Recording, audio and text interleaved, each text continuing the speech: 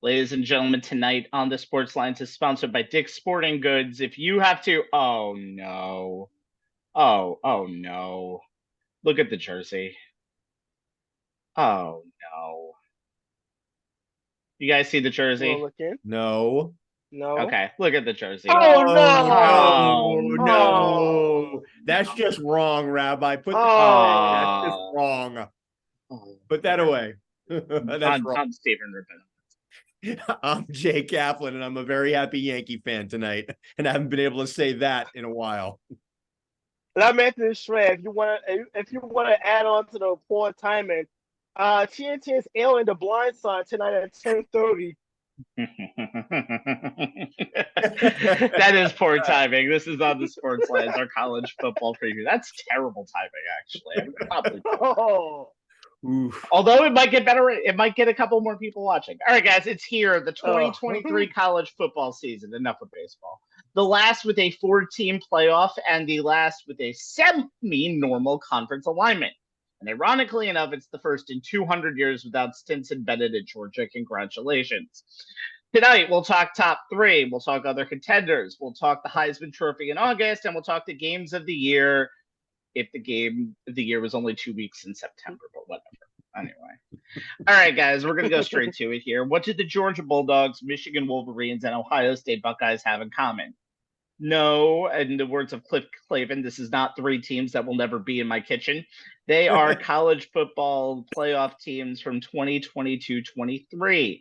And going into 2023-24, they are the AP preseason top three. It's an interesting top three, so we're going to talk about them piece by piece, but we have to start with the national champion Georgia Bulldogs. And it wasn't too long ago, and a person on this show last year was worried about this team's title defense, and they really didn't have too many problems pretty much Any all reason to. season long. And after a destroying national championship victory, sending Stinson Bennett out a winner, now they got to rebuild. Now, but rebuild in the sense of Georgia football is now they're the hunted.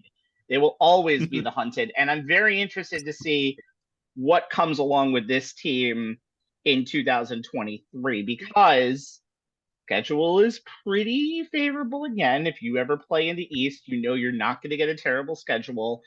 You have Brock Bowers coming back, who is probably one of the best weapons that I think you can see in any way, shape, or form of the country.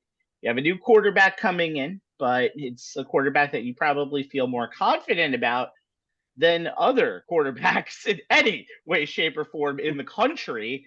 And then we'll talk about in other quarterback battles. You could probably do a little bit better than Carson. You could probably do worse than Carson Beck as your quarterback is the one who will succeed Bennett. You have Vlad McConkey back. You have a couple of transfers, and Dominic Lovett and Rara Thomas coming in from other spots in the SEC in Missouri and Mississippi State. This is a Georgia team that is pretty much deep in all positions again. And then if you look at the schedule for the Georgia Bulldogs, again, it's not terrible. And I think that's the one thing you always have to look at when it comes to can a team repeat or can a team do exactly what they could do the previous year. They'll be at Auburn, which is a little tough, but they'll have the regular game against Florida. And then the season will probably come down to Tennessee like it did last year. They will be at Tennessee this time. That could be a little bit of a trip up, but Tennessee might be at its weakest at the end of the season. So overall, I like the schedule. I am not going to go crazy and saying I don't expect this team to not be at the top four when we talk about it. It's our final predictions at the end of the show. But I kind of like Georgia as they have been over the last few years, dominate on defense and enough weapons on offense to make plays. They're the perfect college football team, really, for the 2020s. All right, so number 2 is Michigan.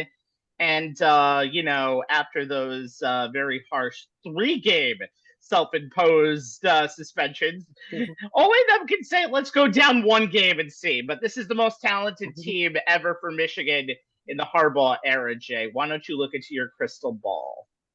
But, I mean, it's no surprise that the Wolverines are ranked this high coming into the season. I mean, with junior J.J. McCarthy returning for his second season as the undisputed starting quarterback, senior running back Blake Corum had 1,463 rush yards rushing and 18 TDs, returning from a knee injury to reprise his 1-2 punch with junior running back Donovan Edwards, 991 yards rushing and 7 scores in the Michigan backfield. You have to like where things are headed, for head coach Jim Harbaugh's squad, both in the Big Ten, where the Wolverines are the two-time defending conference champs and have the most stable quarterback situation in the conference, as well as from a potential CFP perspective, where they may finally be good enough to get over the hump after falling in the semis in the last 2 years. Michigan's offensive identity will continue to be run first until proven otherwise, especially when you have two of the best running backs in the country and an offensive line led by two-time All-Big Ten guard Zach Zinter. Stanford transfers Miles Hinton and Drake Nugent, along with Arizona State transfer Ladarius Henderson, are going to provide some experience and depth to that unit. Though at the midpoint of camp, it did seem like Carson Barnhart, who's a fifth-year senior with 15 starts for the Wolverines, has the edge on Henderson for the starting left tackle job. Henderson may have the biggest adjustment of anyone in camp. He's making the switch from guard to tackle in a new scheme and without the benefit of spring practice. Harbaugh's formula has always been to wear people down with the ground game. They had 600 rushing attempts last year versus 370 passing attempts, and it's hard to see that changing even with a terrific talent in McCarthy. And as good as Michigan's run game has been, and it's once again with the Corum healthy, the Wolverines do know that they have to be a little more balanced, and that starts with McCarthy, who only threw more than 27 times in a game 3 times last year. He averaged only 23 attempts per game overall. That was 11th in the Big Ten, and it's 194.2 yards passing per game, or 9th. But he became a weapon with his arm. 2,719 yards to the air, 22 touchdowns against only 5 picks, and his legs, 306 yards on the ground, 5 scores. The question is which J.J. McCarthy will the Wolverines see more of? The one who threw for 3 TDs and ran for a 4th in that 45-23 rout of Ohio State, or the one whose accuracy waned as the season wore on, struggled with pressure, and just plain missed makeable throws down the stretch, culminating in that 51-45 loss to TCU in the Fiesta Bowl in the national semis, where he threw for a career-high 343 yards and ran for 52 more, but he also threw 2 pick sixes to go with his 2 touchdown passes. Now, Michigan has a pretty good receiving core led by senior wideouts Cornelius Johnson, 32 catches, 499 yards, 6 scores, and Roman Wilson, 25 for 376 yards and 4 scores, along with 6'5", 245-pound sophomore Colston Loveland, who is ready to make an impact as tight end number 1 this season after splitting time last year with Luke Schoonmaker, who's now in the NFL. Sophomore Tyler Morris is the number 3 guy behind Johnson and Wilson, and so far he's held on to that job in camp. One question for Michigan's receiving corps is whether the likes of Darius Clemens, Christian Dixon, or anyone else can stay healthy long enough to play their way into the rotation. Add to that, the trust that Harbaugh should have in McCarthy should allow the Wolverines to put the ball in the hands and legs of their number 1 quarterback and let him win some games. McCarthy should once again also benefit from a solid defensive unit under coordinator Jesse Minter. Starts with defensive tackle Chris Jenkins, son of the former NFL star of this last year. According to Pro Football Focus, he led all D linemen in the nation in run stops, and folks inside in the Michigan program think he is now ready to take a huge step forward as a true impact player. On the edge, the Wolverines have 4 solid players in Braden McGregor, Derek Moore, Josiah Stewart, and Jalen Harrell. All have looked good in camp, and any of them could have a breakout season as all figure to have big roles. On the back 7, starting linebackers Junior Colson and Mike Barrett are solid, but the addition of Nebraska transfer Ernest Hausman gives Minter some options in being able to find the right roles and personnel packages that fit the strength of all 3 of these guys. They do need to solidify the cornerback spot opposite sophomore Will Johnson. Keep an eye on sophomore Amorian Walker, who just transitioned from wide receiver to cornerback last year. He's got crazy athletic ability. He just has to stay healthy, and he does need to grow up a bit. Thankfully, the secondary is otherwise loaded with the likes of senior Mike Sanders still, and junior Rod Moore, along with battle-tested 5th-year senior Josh Wallace, who transferred from UMass and has the edge for the CB2 job, but they have plenty of time to figure things out before that schedule gets tough.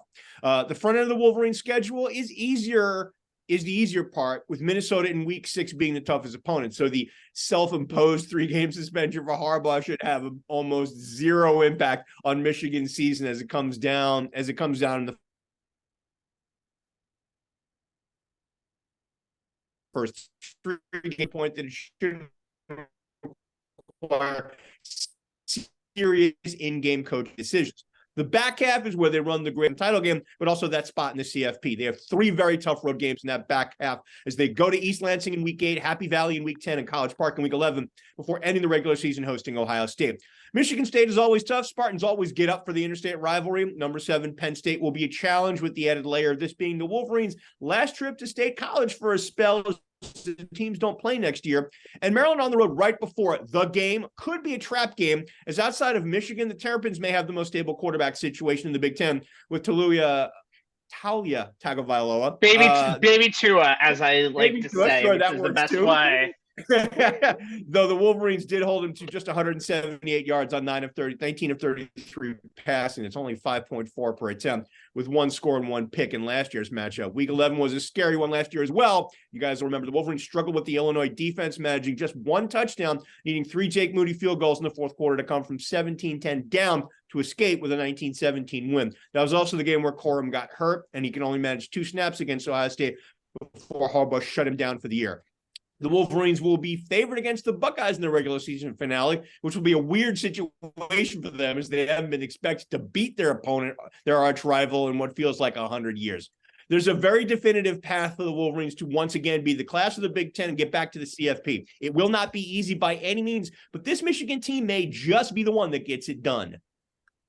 I don't know what the difference between this Michigan team and other Michigan teams are outside of experience, which worries me a little bit because of their performance last year against TCU, because let's face it, they were a more talented team than TCU in every position. They just played their worst defensive game by far. But I was going to mention it too. Them being favored against Ohio State is such a rarity in this rivalry, and I don't even know if it's ever happened in the Harbaugh era where they were actually not in the Harbaugh era. No, I don't believe against so. This team, against Ohio State, which is ridiculous. All right, Anthony. Ohio State is looking to do one of 2 things: beat Michigan and win a title in 2023. Will they do both? They're always looking to beat Michigan. Well, yes, but they actually now have a mountain to climb to beat Michigan instead of actually thinking it's a foregone conclusion. Yep. So, Anthony, are they going to do both, or at least for their sake, one of 2? Well, the last time we left off with the Ohio State Buckeyes, literally at the stroke of midnight, they were a missed field goal away from getting to the national championship game, believe it or not, on New Year's Eve. But this team, I mean, they're coming in low. They're not rebuilding, of course. They're still loaded on offense. I mean, Ryan Day conceded some of his play calling duties to Brian Hartline, the new offensive coordinator, which is important because no more C.J. Stroud. He's in the NFL. So now it comes down to either Junior Calvin-Court or even Devin Brown as in the quarterback competition. But outside of quarterback, they have plenty of weapons. They have the dual combination in the backfield. Trayvon Henderson and Maya Williams, the duo that combined for almost 1,400 yards and 21 touchdowns last season. Then, of course, you coming back with Marvin Harrison Jr. So, obviously I'll talk about a little more about him later on in the show. He's coming back along with Emeka Ibuka, who missed time with injury last year as well. And look at they have Julian Fleming as the other wide receiver. The question is going to be the offensive line, because that is one of the major question marks on this team. Paris Johnson, DeWard Jones have obviously moved on to the NFL. They still have Josh Fryer, who's still good at left tackle, but then you're going to have to rely on the rest of that O-line to kind of show itself up, especially when you have this many weapons on offense, and you got to keep the quarterback right set up at some point, no matter who's the quarterback. Defensively, it's the second year in that 4-2-5 defensive formation that we saw under Jim Knowles, his second season as the defensive coordinator. The Buckeyes were exactly a dominant team defensively for all their offensive firepower. Remember, they gave up 40 points to Georgia and Michigan in back-to-back games last season, almost 9 yards per play in those 2 losses.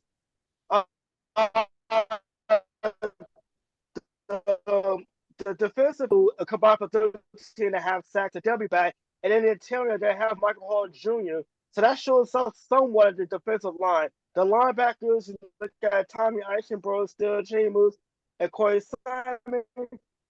the strength of this defense just may be the defensive backfield with Denzel Burke. It has the corner leading the way and being a ball hawk. When you look at the Buckeyes schedule, there are 3 games that stand out. Obviously, the game at Michigan at the end of the season. But September 23rd, a road game against Notre Dame should be a pretty early season test on the road. And then, obviously, October 21st at Penn State. They're in the Big Ten East, where we were just talking about prior going on the air, that it's a 3-team race coming out of that one division in the Big Ten. When you talk about Michigan, Ohio State, and Penn State, either of those teams could either be in the college football playoff, or they just cannibal each other, and one of the teams get knocked out as a result. So those are the 3 games that are, to me, are standing out with the Ohio State schedule. Road game against Purdue, always obviously. Any in-conference game is tough on the road, but those 3 in particular, it's going to really test the Ohio State Buckeyes offensively, the experience, and also on defense, particularly against Michigan. If the defense can gel and improve on the inconsistent performance that we saw last season. So the Ohio State, they're number 3 ranked for a reason because of the offense, but we saw this last year. If the defense can hold up its end of the ball, they'll be one of the 4 teams remaining. They did it last year without much of a defense. If the defense can do it to at least improve this year, then we could see them in the college football playoff once again. One thing that's interesting, by the way, they're a home for Penn State, that game, but the next week they play at Wisconsin. It's a Penn State game. Oh, yeah. And then next week they play at Wisconsin, who is probably the only good team out of the West. So that's going to be a very interesting game as they begin the Luke Fickell era. One thing I've noticed about Ohio State is I haven't seen them dominated as much as they were against Michigan these last 2 years. And that's something you did not see out of any Urban Meyer team. Hate bringing that name up, but unfortunately it's 100% true. And it's going to be very interesting to see what somebody like Ryan Day can do when he's kind of backed into a corner. He can't have another bad performance this year coming up against Michigan. And yeah, that Notre Dame game, bravo for that game being early in the season, on September 23rd. But that's a no-win situation game for Ohio State. They lose that game, they're going to probably have to run the table the rest of the way. All right, let's move on to. I'm going to give you a kind of a warning or some sort of like a flash here. Rankings are subjective. Preseason rankings are just plain fucking stupid. Who knows who the 18th best team is before we even play a game? By the way, spoiler alert, it's Oregon State. Go Beavers. There are only a handful of teams, though, outside that top 3 that we think can actually win a title. Jay, let's start with you and your favorite team from Southern California, UCLA. Oh, damn it, a typo again. It's USC. It's USC. I'm sorry. Those are fighting words, Rabbi. You know that. I know. I mean, it's been a minute since the Trojans were ranked this high coming into the season. You'd have to go all the way back to 2017 when USC was the preseason number 4. But that's a result of the turnaround that Lincoln Riley engineered at Southern Cal last season, taking a team that was 4-8, 3-6 in the Pac-12 the year before, and turning it into one that finished 11-3, 8-1 in the Pac-12, won the regular season conference title, and was maybe a couple of defensive stops here or there from getting a CFP bid. USC was number 3 in the nation last season in offense, in both scoring at 41.4 points per game and total offense at 506.6 yards per game, and number 2 in the nation on third down, converting 53.6% of their chances. The issue, as it has been recently, was on the other side of the ball, where USC was 93rd in the nation in points allowed at 29.2 per game, 106th in the nation in total defense, allowing 423.9 yards per game, and 109th in the nation in third down conversion, allowing opponents to convert at a 42.9% rate. Look, we all know that USC will likely go as far as quarterback Caleb Williams, the reigning Heisman Trophy winner, who, spoiler alert, I'll talk about more in our next segment, can take them. But head coach Lincoln Riley has done a good job adding and hopefully improving the talent that will surround his signal caller on offense and improve last year's glaring weakness, the Trojans' defense.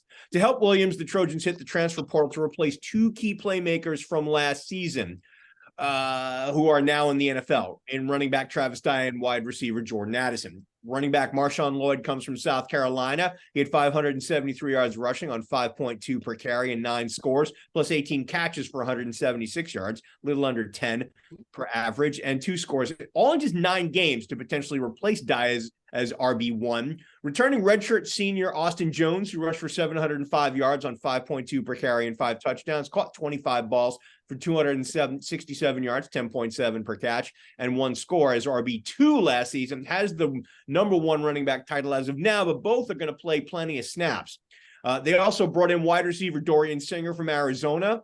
66 catches, 1,105 yards, 16.7 yards per catch, 6 scores to completely replace Addison as wide receiver #1. He'll join a deep wide receiver room that returns upperclassman Taj Washington, Mario Williams, and Brendan Rice, son of Jerry. They also added a pair of highly touted freshmen wide receiver Zachariah Branch and wide receiver tight end Deuce Robinson. Here's the scouting reports on each, and you'll see why they're so highly touted. Branch was ESPN's top-ranked wide receiver in the class of 2023, expected to carve out a significant role right away for the Trojans. Might be the most talented skill position player on USC's roster, not only as a receiver, but also as a return man. Possesses rare speed, and he's a nightmare to defend in the open field. While the Trojans hit the portal nabbing Singer, as I referenced, I don't think any of their current the scouting didn't think any of their current crop of pass catchers would match Branch's game-changing ability. Size is really his only shortcoming. He's like Tavon Austin, who at 5'8" was a dynamic playmaker at West Virginia. As for Robinson, he adds a different dynamic to the Trojans offense because he's positionless. He's not quite a wide tight end, what you would call, not an inline tight end, or a wide receiver, but more of a jack-of-all-trades utility player. 6'6", 235. He's a mismatch everywhere on the field, especially on the inside and outside as a red zone jump ball threat.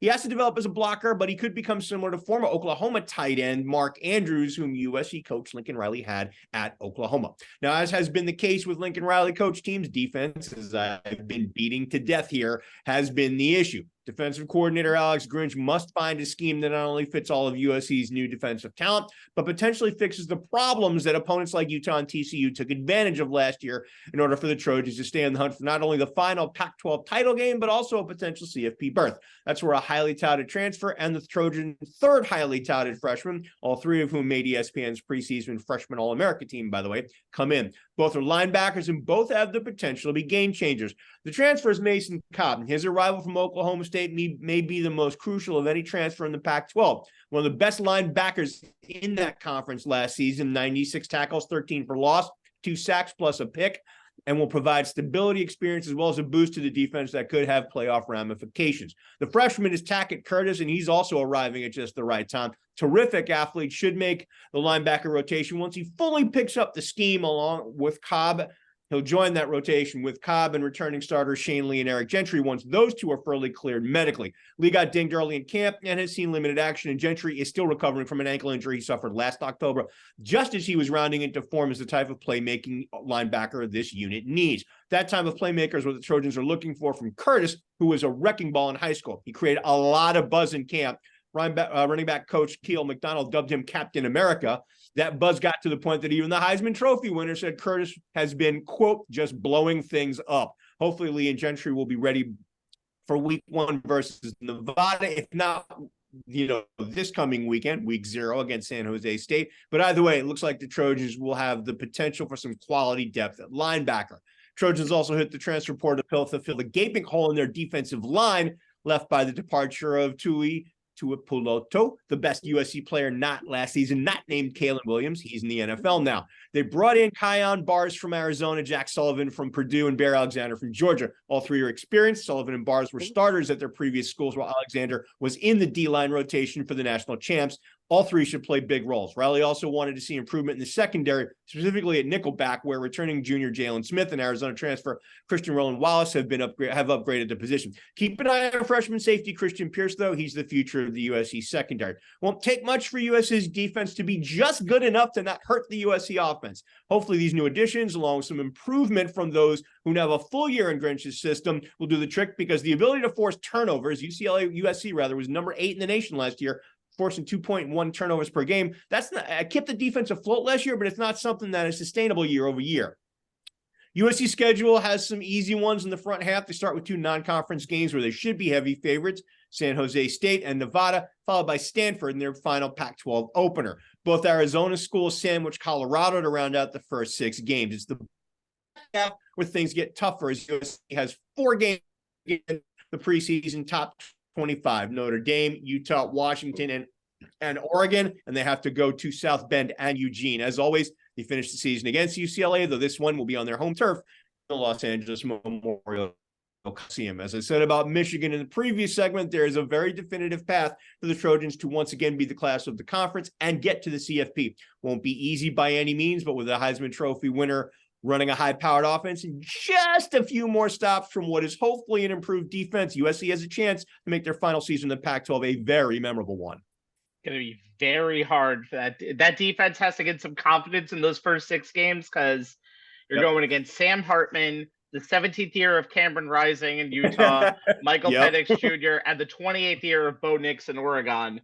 All of them who finished with over 3,000 yards last year.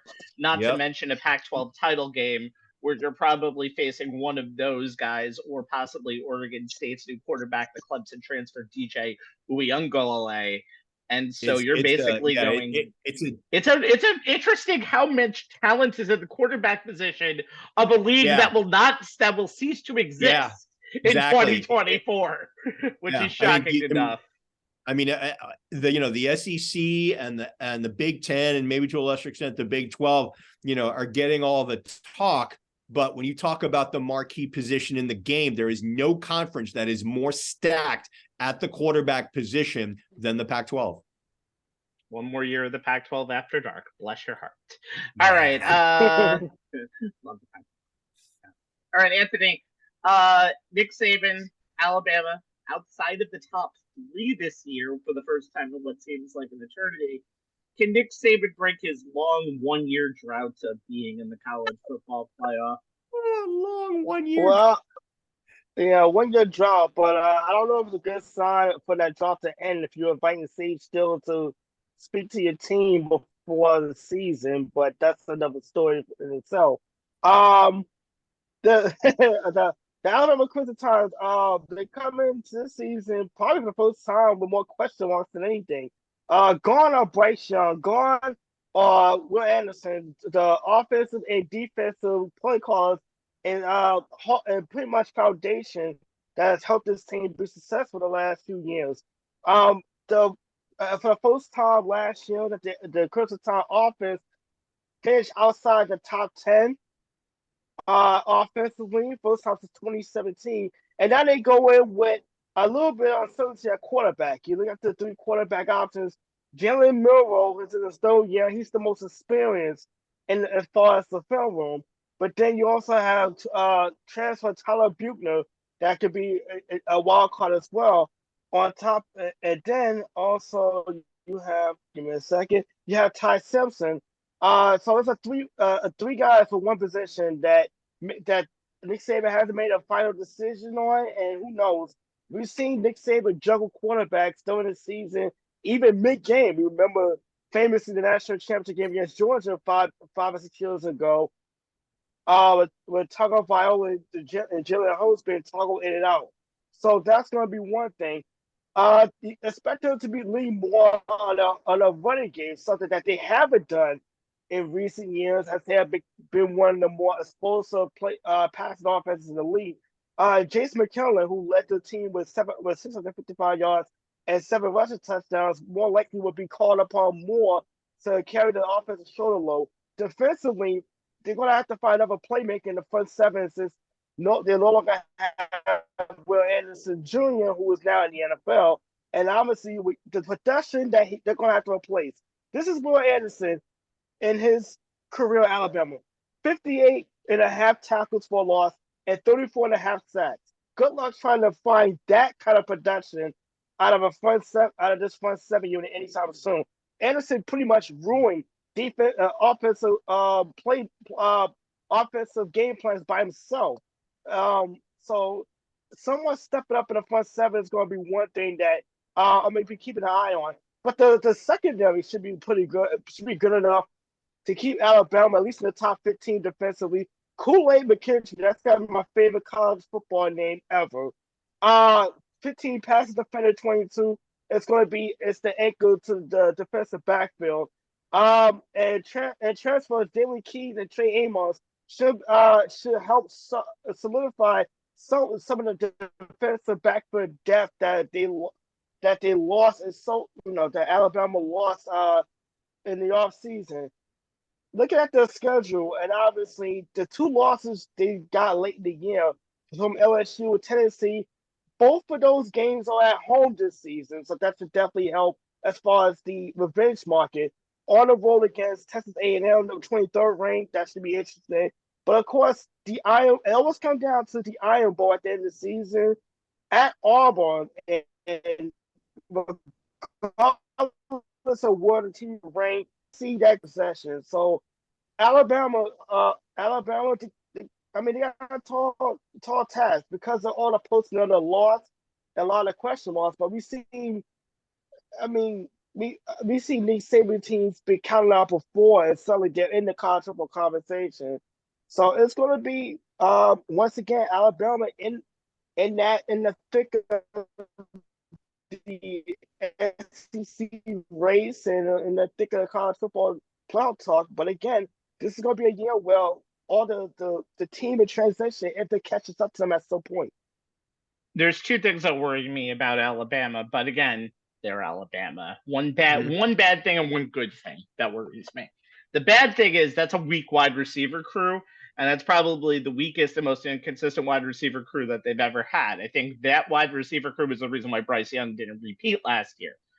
With the Jermaine Burton, Ja'Cory Brooks, and then two sophomores in Bond and Prentice, not 100% sure if that's going to be enough for what'll be a quarterback that will have inconsistent play. You always had a Devontae Smith, a Jerry Jeudy, a Jalen Waddle out there, and that's a position where where Alabama doesn't have as much anymore. But the fact that they have a 31-year-old offensive coordinator who isn't like every person that Nick Saban ever actually hires as a retread, and Tommy Rees of Notre Dame, is such a huge advantage. And I'm very curious to see how that affects this team. That and the combination of the best game of their toughest games being at home. And again, a Nick Saban team is, I hate saying a Nick Saban team, blah, blah, blah, but a Nick Saban team having those revenge games against Tennessee and LSU, that is going to be something very interesting, because if those teams can win again, that's going to prove a major dent in the armor that is Alabama. Speaking of LSU, this is probably a very talented Tigers team. Brian Kelly came in here year one, a little tough to start that season when they lost on a missed extra point against Florida State in week one. We'll get to that in a little bit later on in Jay's preview about their rematch coming up in a few weeks. But the offense at LSU, but Brian Kelly got this team to a very good record, got themselves an SEC West title, and most importantly, they essentially knocked Alabama out of the college football playoff. Ended the season, probably also gave Georgia their best game outside of Ohio State, because their offense could not be stopped by Georgia's defense. The other way was a completely different story. But Brian Kelly has always been a proven winner at Notre Dame, never won a title, but I hate to say it, I thought he was going to be a very wishy-washy hire in year one, and the dividends paid off right away. Now can they take the next step? The line, still not amazingly great. They're going to need better production from the running backs of Josh Williams, Noah Cain, and Logan Diggs coming in from Notre Dame. They have Malik Neighbors, who is a very good wide receiver, 72 catches, 1,017 yards last year. They have a tight end who had 38 catches and 3 scores last year by the name of Mason Taylor, who's coming in. But the true story of this team belongs to Jalen Daniels. He bulked up to 205 pounds. He might be the next Cam Newton college football player, possibly. Or, I mean, he doesn't remind me of another LSU transfer that led this team to a national title in 2019-2020. But Jaden Daniels, the former Arizona State star, last year, 2,900 yards, 17 touchdowns, 3 picks, 885 rushing yards, 11 scores. Now, he's the SEC's best quarterback, but he is going to be running for his life a lot in 2022 and 23. A lot. And that's going to be the difference between this LSU team getting to a national championship or this LSU team not getting anywhere at all. The defense obviously needs to very much improve from 2022. 31 points or more allowed in 5 of its last 7 games last season. Lost to Texas A&M late. They have some good transfer portal people coming up in there for the defensive end. You got Savion Jones, Obi Agafuo from Texas, Braden Swinson from Oregon, Harris Shand from Arizona. They'll all figure in what is going to be a very interesting rotation. The schedule, again, we'll talk about Florida State in a moment. No, we've been teasing it a lot, but it's going to come up. At Mississippi State, Arkansas, Ole Miss. They do go at Alabama this year, but they do finish the season with 3 straight at home: Florida, Georgia State, Texas A&M. I am not one. If they can get past that Florida State game in week 1, Florida State is much, much better than from seasons past. The sky is going to be the limit for LSU because they can easily find themselves 7-1 or possibly 8-0, and they'll get a week before that Alabama game on November 4th, which will be back in prime time. Let's see what happens. They do miss Georgia and Tennessee, by the way. Those are 2 big games to miss in the season, but as we all know, the SEC West has been a bloodbath for this team in the past few years, and LSU is a very unpredictable team, gentlemen. They could easily be a Final Four team for the first time since that Joe Burrow season in 2019. By the way, that was the only time they've made the Final Four of the college football playoff since the inaction of the college football playoff. Or they could fall flat on their face and be a 7-6 team or 8-5 team if Daniels gets hurt. The depth of the quarterback position isn't really there. LSU is an interesting team, and Brian Kelly has already brought them back to the portion of the program that we don't think LSU usually can get to, especially that fast. Brian Kelly is interesting, and I never thought I would say that in year 2. All right, guys. So 6,559 yards and 26 touchdowns. Those are the numbers for one Archie Griffin. And he is the last person to do what seems to be one of the most impossible things to do in sports, is win a second Heisman Trophy in a row. What I just said were the numbers of a guy who did that in 48 years ago. Since 2007, Heisman Trophy winners came back to college football for another go-around. So let's look at the one that will be number 8, and we'll also add 2 other Heisman nominees to that list. Jay, the whole NFL world is already getting gaga over Caleb Williams. I know there's going to be at least 1 or 2 people that tank for him this year, but by law, he does have to finish 1 more season in college. So what is Caleb Williams' chances to get that elusive second straight Heisman? Yeah, as you mentioned, for the second year in a row, the reigning Heisman winner is a quarterback, and for the second year in a row, he has a chance to pull the Archie Griffin. Alabama's Bryce Young had a great year last year, but it wasn't good enough to win him back-to-back Heismans. In 2023, as Rabbi alluded to, it's Caleb Williams' turn to try for the repeat. USC's dual threat signal caller has as good a chance as anyone. Though looking at the ridiculous video game numbers he put up last year, it's not going to be easy. Through the air, 66.6% completion percentage, 4,537 passing yards, 9.1 yards per attempt, 42 touchdown passes against only 5 interceptions, and a 168.5 passer rating. On the ground, 382 yards rushing, 3rd best on the team, and 10 rushing touchdowns. That's a pretty high bar to not only reach again, but surpass. One of the things he has going for him is the experience of 2 years running Lincoln Riley's offense, which is one of the more quarterback-friendly schemes in all of college football, coupled with his prolific skill set. And once again, he'll be surrounded by some very talented skill position players, as I noted in our previous segment. I did talk about USC losing wide receiver Jordan Addison and running back Travis Dye to the NFL. They also lost wide receiver C.J. Williams to the transfer portal, and there was some turnover on the offensive line. leading to some uncertainty on the unit that gave him the time to throw and pile up those numbers last season. As of last week, USC offensive line coach Josh Henson said that the right tackle and left guard spots are still open, but thanks to some excellent recruiting and use of the transfer portal, which I also previously discussed, the Trojans offense should be almost as talented as it was last season. USC does have some potential next Jordan Addison playmakers on offense, and as I previously noted, USC expects a far better defensive performance this season. However, the Trojans could still find themselves in a number of shootouts in what could be a crazy final season in the Pac-12, which, as we also previously noted, boasts the deepest pool of talented quarterbacks in the nation, headlined by returning starters Michael Penix Jr. at Washington, Bo Nix at Oregon, and Cam Rising at Utah. USC leaned on Williams a lot last year, and it might have to do so again, which could give him the chances to put up the numbers that could give him a chance to pull the Archie Griffin.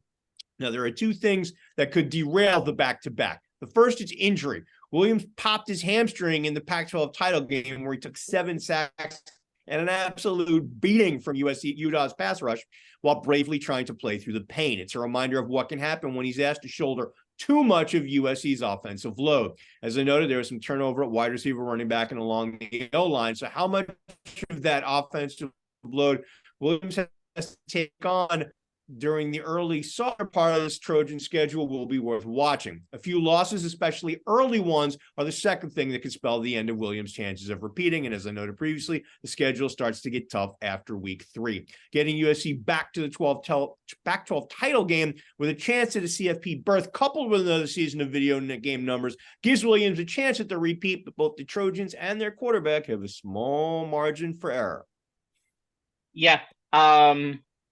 So many good qualities of Caleb Williams, and I'm very curious to see what the hype will be on him this year, because we know that the college football game is now seemingly a feeder into the pro system. So, and he is the likely number 1 overall pick on almost all draft boards. The likely number 2 overall pick on almost all draft boards is Marvin Harrison Jr., Anthony.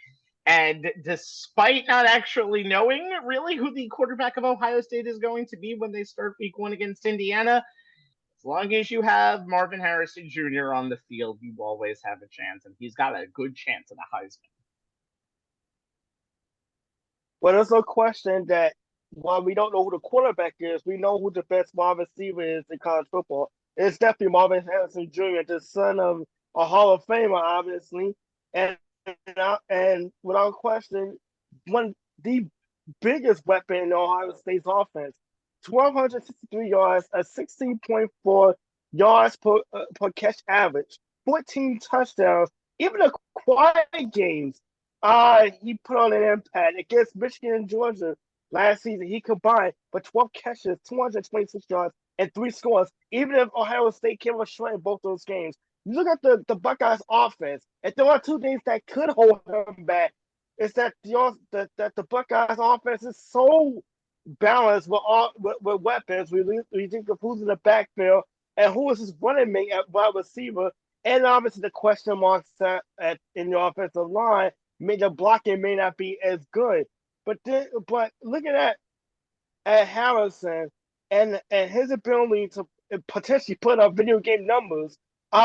It can't be overlooked. I mean, he had pedestrian games though that may be play a factor last year, that you wonder if the offensive line and all the weapons may have to do with it. He only had 3 catches against Wisconsin and Rutgers, and pedestrian games against Notre Dame last season as well. So he is human to some extent. But then you look at some. This is one of the things I found the scouting report on NFL.com. Harrison, obviously a number 1 wide receiver, big frame, outstanding speed, national hands. We've seen that last season when he was healthy, of course. Unique blend of power, grace, can win at the line of scrimmage. Tracks the ball easily over his shoulder. Reminiscent of a basketball player, obviously, in how he tracks the ball for rebound. His ability to use his size and his frame to get open and to make plays is obviously is why Harrison was so good last season. We saw when he left, when he was not in the lineup, how that did kind of affect the offense to a great extent. But Marvin Harrison is definitely high on the draft board. If he can stay healthy and be is just as effective this season. There's no question that he could be in the running for the Heisman Trophy. There was President Devontae Smith just a few years ago as a wide receiver that Hamilton could do that as well. But again, it comes down to the Michigan game and Marvin Harrison not being on the losing end both times of that game. You would think he would want to have one big game in that rivalry to kind of go out as far as the end of his college football career. And what better way to maybe solidify a Heisman candidate season if he has a big game against Michigan and maybe help Ohio State get over the hump and win that game. I believe, if I'm not mistaken, Harrison had a couple of injuries last year too, but went 7 for 120 and for one touchdown in that game last year. But one thing that reminded me, there was in a game against Georgia. He left the game against Georgia. Am I correct? He left the game against Georgia in the third quarter, and Ohio State never really got their offense really back going in that fourth quarter, and that's one of the reasons why Georgia won the national title. Okay, so these guys went with like 2 number 1 picks for themselves, and I have to say this but right I now. went with a receiver. Okay, you guys went with quarterbacks. But you also went with a wide receiver who was the son of another former wide receiver who has been breaking records for years. I'm going to go a tiny bit off the board. It's not tremendously off the board. He's still a top 10 Heisman favorite. And go Sam Hartman, the now quarterback for Notre Dame. So he is in his 6th year of eligibility, and he wanted to get himself into the NFL. He did a lot of RPOs when he was with Wake Forest, but going to Notre Dame gives him a pro-style offense, and this is a pretty good system for him. In his 5 years at Wake Forest, he threw 110 touchdown passes and 12,967 career passing yards. Got himself to an ACC title game being at Wake Forest. That's kind of hard to do. Went 27-18 and boasts more 300-yard passing games than any other signal caller in ACC history. He has a lot of interesting foes this season. He'll play Wake Forest on November 18th, so he'll have a lot of ACC matchups. Again, he'll play Pittsburgh, he'll play Clemson, he'll play North Carolina State, he'll play Duke, he'll play Louisville. But now he's going to get a chance to do this all on the biggest stage, and that could help him actually get to be a draft pick in 2024 in the pros. But why not a Heisman? One of the most statistically accomplished quarterbacks in Notre Dame history was Brady Quinn, threw for 11,762 yards, 95 touchdowns, 37 touchdowns in a single season, 3,919 yards. And what's better for Sam Hartman is he's going to have such a good team around him offensively. Don't know if the defense can help bring Notre Dame to the college football playoff, but they'll have a running back who rushed for 935 yards and 11 touchdowns last year in Audric Steam. And they have a offensive line that was by Lindy Sports ranked as the 5th best return unit in the country, and their center is a 5th-year senior. I love centers who are 5th-year seniors. That helps out a lot. So you're going to see a lot of interesting mixes in this game for Sam Hartman. He'll play Ohio State in September. We mentioned that he'll play USC in a battle of Heisman possible candidates on October 14th, and then they'll play Clemson on November 4th. Win all, and maybe even just win 2 of those games. Do good in any of those games where you're actually going to have a national spotlight on you, because Notre Dame team is pretty talented, and Marcus Freeman could actually be seeing a Heisman Trophy winner coming out of Notre Dame, even if this team doesn't make the college football playoff. I love this fit. And I just love the fact that this is kind of going a little bit under the radar. Notre Dame are only ranked 13th in this year's preseason poll, and we've seen the history of transfers who do good. We've seen people like Joe Burrow, who didn't even play at Ohio State, who set records at LSU. Here's a guy who set records in a decent school against pretty good competition, who's now going to a very good school and playing the same competition. It's not rocket science. If we're still doing all of these preseason rankings, why can't we actually understand that Sam Hartman is going to probably be good and healthy? Just saying. All right, guys, the first 2 weeks of summer, it's still technically summer. The Rabinowitz pool is still very much open, and college football tries to put on marquee non-conference games. Most of the time, it's just a few smatterings of game. Yeah, that's a thing. Yeah, it is. Yeah. There's just not enough of them. Not enough of them. They try. They don't always do it.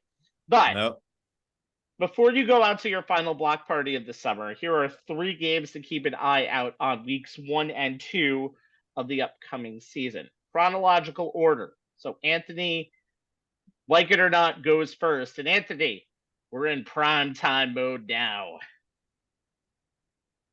Yeah, Colorado versus TCU, number 17th ranked TCU, who was coming off an appearance in the national championship game, and I put that for instance, appearance in the national championship game because they showed up and just didn't play. That's the I think that's the big difference. But let's be honest, there was some interesting tidbits about this matchup. First off, last season, their matchup was delayed by a 35-minute lightning delay. When the game was 7-6, Colorado last year was one of the worst college teams in all of North America. Let's just be honest. This program is in bad shape for all intents and purposes. TCU pulled away from that game. This year, they'll be on the quarterback with Chandler Morris, not Matt Stunier, who led them to the national championship game.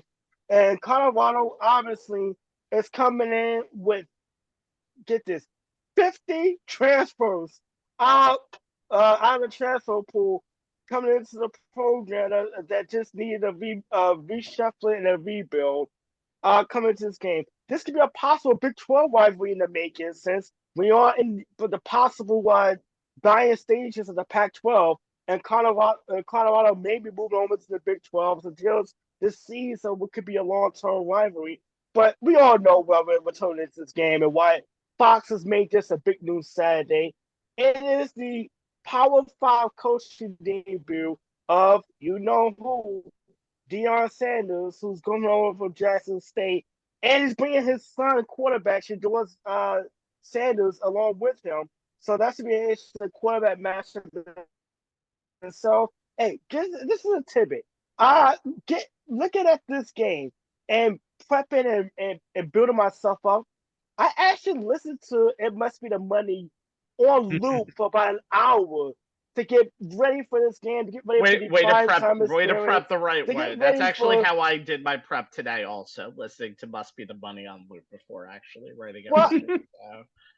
Yeah, but when you think of Deion Sanders, you think of showmanship, you think of entertainment, but he was really successful as a head coach at Jackson State, obviously, and was able to get one of the historically black colleges football program up and running and into the national spotlight. Now he's in a Power 5 conference with an opportunity to make an even bigger mark on a football landscape. However, it'll be a test right away with a TCU team that's only returning a grand total of 10 starters from last season, 3 on offense, 7 on defense, who may be looking at anywhere from a 9-win season to a 6 or 7-win season because of the turnover in talent. But we're all looking to see how this Colorado team is going to fail with Deion Sanders in his coaching debut. So obviously, when you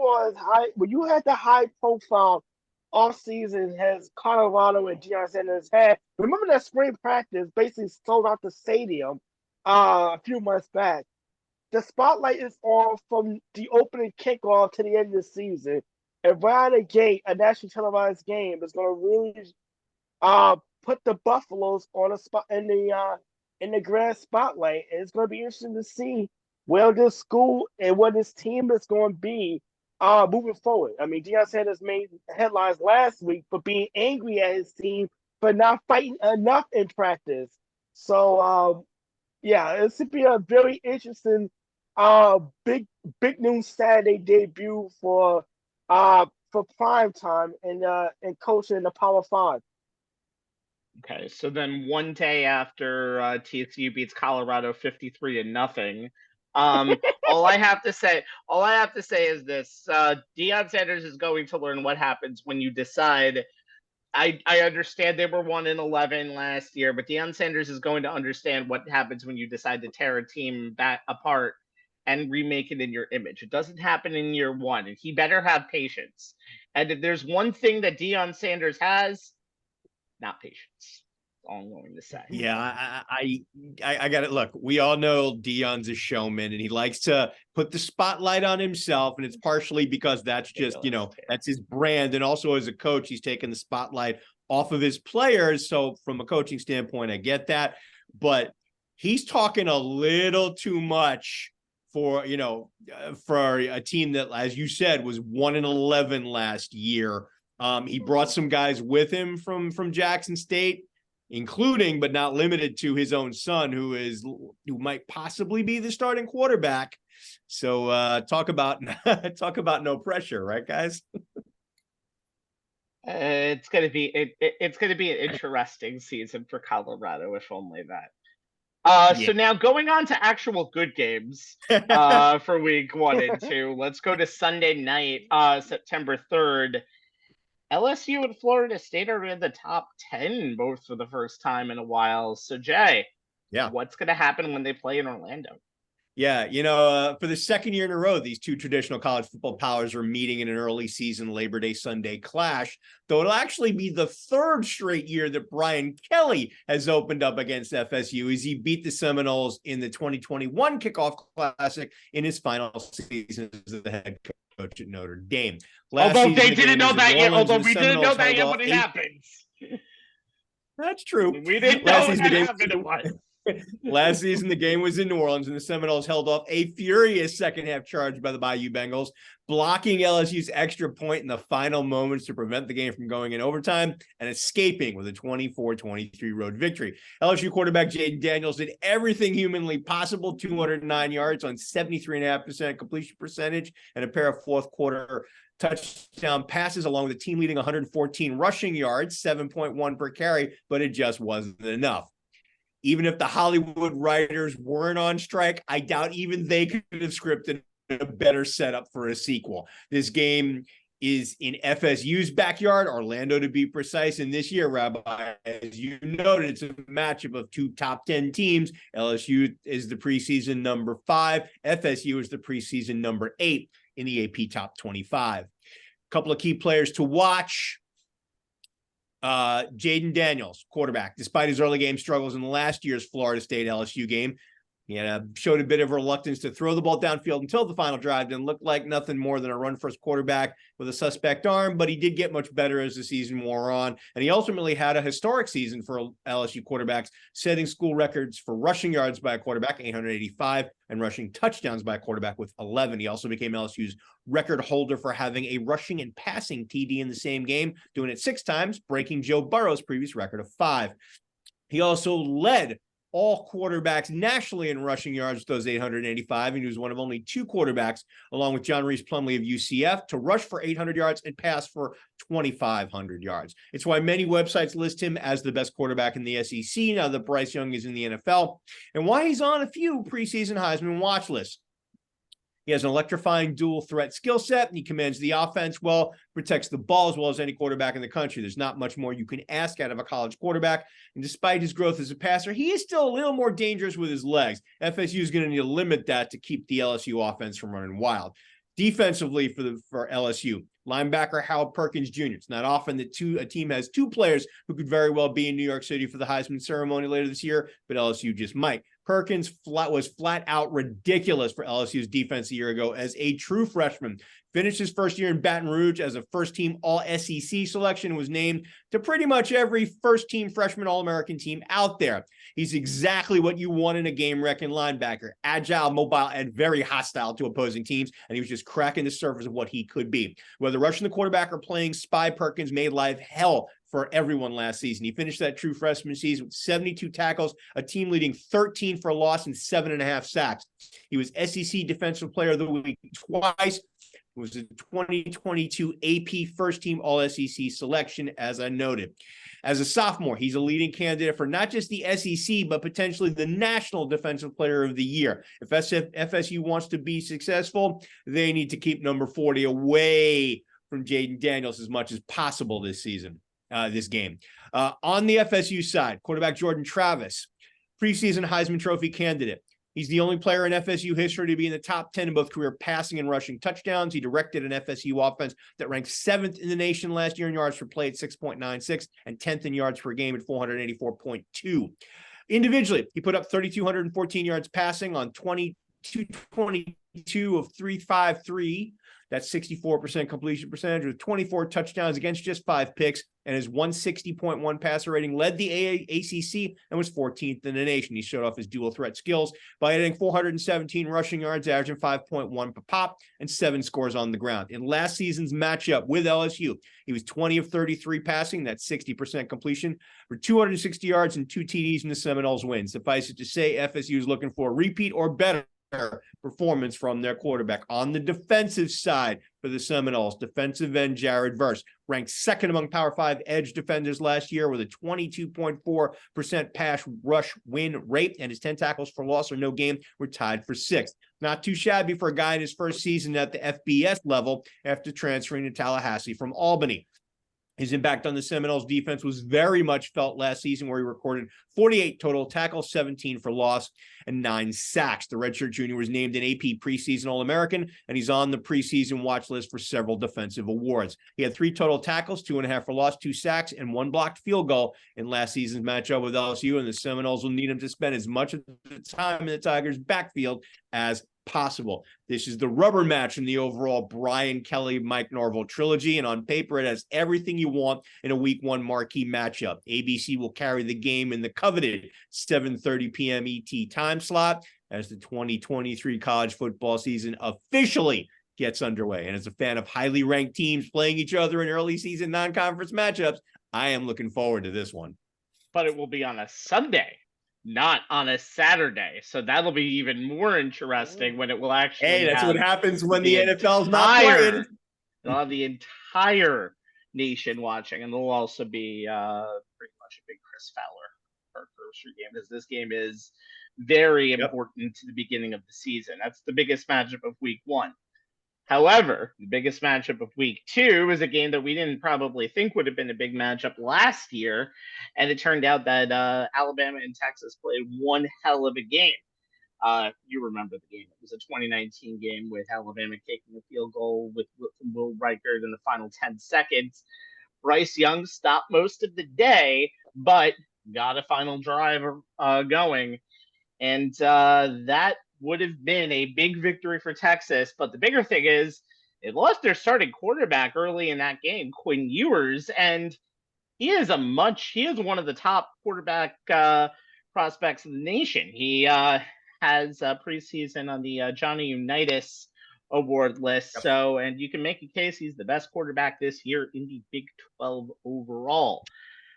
So there's a lot of things at stake. Quinn Ewers is more experienced and is more healthy. There is probably as much elite talent as Texas has ever had in many years. They've always think that they've been back, winning at Alabama, and who, by the way, is the lowest that they've been ranked in a preseason poll since 2010. Well, and it could finally put Steve Sarkisian, who had the makings of a season starting before the Ewers injury and kind of started to go off the rails. This could make Texas really a top 10 team going forward. And if this is the year that they want to return to prominence, Texas is going to have to win this game. But there's a lot of the line for Alabama as well. Lose this game, and then you have no confidence going into the SEC season with a new quarterback, And that 1-point win in Austin last year is going to be very interesting to see how Texas takes that game and how Alabama takes that game. I know Nick Saban does not want to be known as have Alabama known as a 9-win school, but a loss here and they might as well be that. A win here for Texas and they make a statement that they're one of the 5 or 6 best teams in the country. There is no more important game in the first 2 weeks of the season in Texas and Alabama. It gets an ESPN slot in week 2 because you can't put an SEC game on ABC until next year. So there's that. And the funny thing is, after all of these things, Colorado and TCU will be a conference matchup next year, and so will Texas and Alabama. So enjoy these non-conference games while you still can. I guess. Is Florida State and LSU joining the same conference after all? I mean, I know there were rumors of Florida State wanted out of the ACC, so maybe all 3 of them will be conference matchups going. Who knows? All right, guys, prediction time. I picked Georgia not to make the Final Four last year, so what the hell do I know? Who wants to go first out of the 2 of you? Give me your 4 teams that will be in the college football playoff. The last 4-team college football playoff, as at least we know it. And why don't you start? Okay, I'll start off. Since the 2 college football semifinal games are the Rose Bowl and the All-State Sugar Bowl, respectively, I'll name my teams based on those games. In the Rose Bowl, I'm picking Michigan and USC. No, Jay, your background did not inspire this. This is predetermined before I saw that background. So Michigan USC is in the Rose Bowl, which is funny because that does keep up the tradition of the Pac-12 Big Ten Rose Bowl matchup that they followed. 1979 Rose Bowl was those 2 teams played was the very first college football game I ever saw. It's why I root for both teams. One of the greatest college football games ever. Yeah, and it also keeps that tradition, at least for one more year, of the Big Ten Pac-12 matchup that we used to see on New Year's Day every year. In the non-college football year that they were hosting the national championship game. But in the All-State Sugar Bowl, I'm going with a rematch. Georgia and Ohio State. And look, it was that good last year. It really came down to a missed field goal. Why not do it again? Why not do it again this year with everything, with a trip to the national championship game on the line? All right. Now, I didn't break mine out by, opponents per game. I just, the 4 teams that I believe that, that I would like to see there at the end because it would be interesting for me. So I'm going to start with Michigan, for all the reasons I noted in our first segment. This may be the most talented as well as the deepest team that Jim Harbaugh has had during his tenure at his alma mater. And the returnees really want to get over that national semifinals hump. LSU, for all the reasons the rabbi noted in our second segment, some of which I just touched on. I know they have FSU, Ole Miss, and Bama all as road games, but they return a lot of production on both sides of the ball. And it's the team's second season in the schemes on both sides of the ball. So I'm going to give in to some optimism and believe that this is the year the Bayou Bengals break through the Bama-Georgia wall and make the SEC title game, which, as we know, pretty much guarantees you a spot in the CFP, no matter what you do. My third team, Georgia, for all the reasons Rabbi noted in our first segment, because 2 SEC teams have to make the CFP, right? It's a rule, isn't it, guys? Carson Beck seems to have Kirby Smart's confidence as Stetson Bennett's successor as QB1, and the Dogs still have a championship-level offensive line and defense, plus Brock Bowers, who, as Rabbi said, is one of the best weapons in college football. Also, here's something I learned today.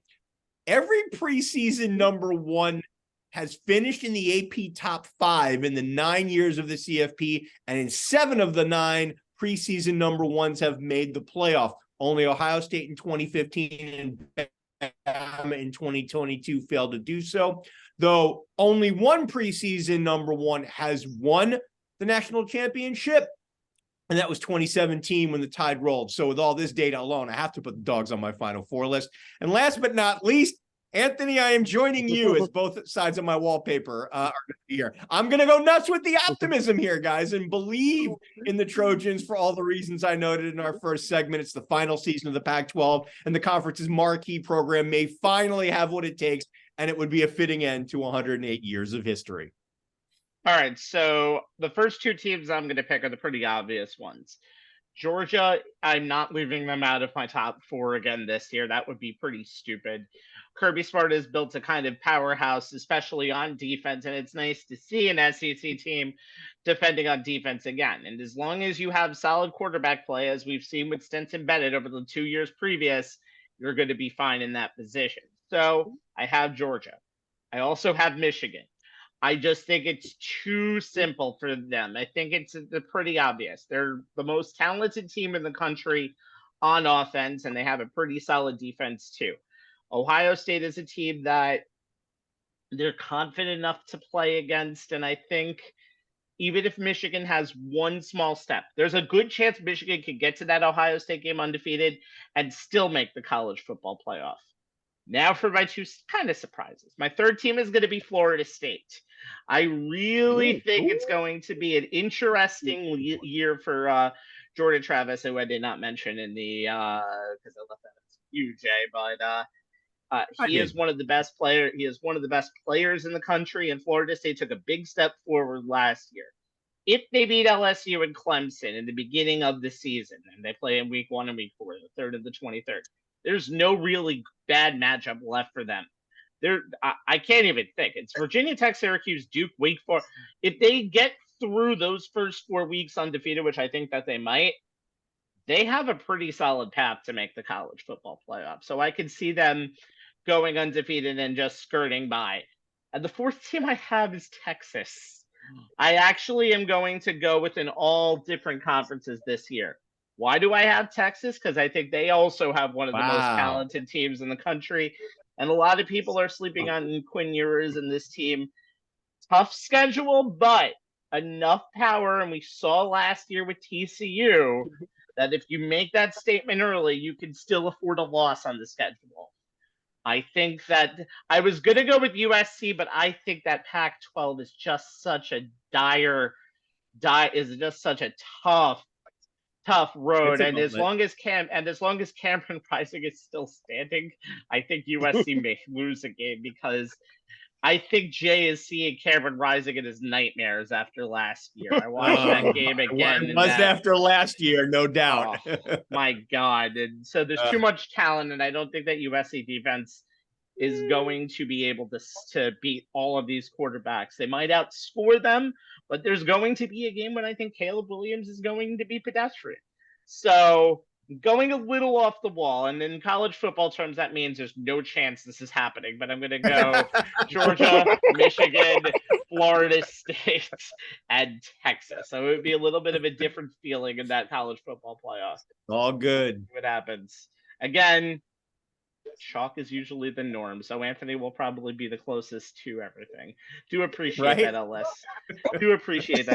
pick, though. But you know me, I never ever anyone who has any confidence in my team. So anyway, for Jay Kaplan and Anthony Strait, my name has always been Stephen Rabinowitz. No, I have not changed my name to X in the last few weeks. I am still exactly who I am. Join us in 2 weeks for our NFL preview. It will either be on Tuesday or Wednesday in 2 weeks. Probably Wednesday, September 6th, the day before we kick off. All right. YouTube.com/OnTheSportsLines, Facebook.com/OnTheSportsLines, @ONTH SportsLines. That's on that X thing. Those are the socials. Twitter, never gonna call it X. I'm never going to call it anything because I won't use it if it was one of anything. All right, guys. Have a good rest of your summer. We'll see you for the unofficial start of fall coming up in 2 weeks for the NFL season. Good night, everyone. Good night, everybody. Good night, everyone.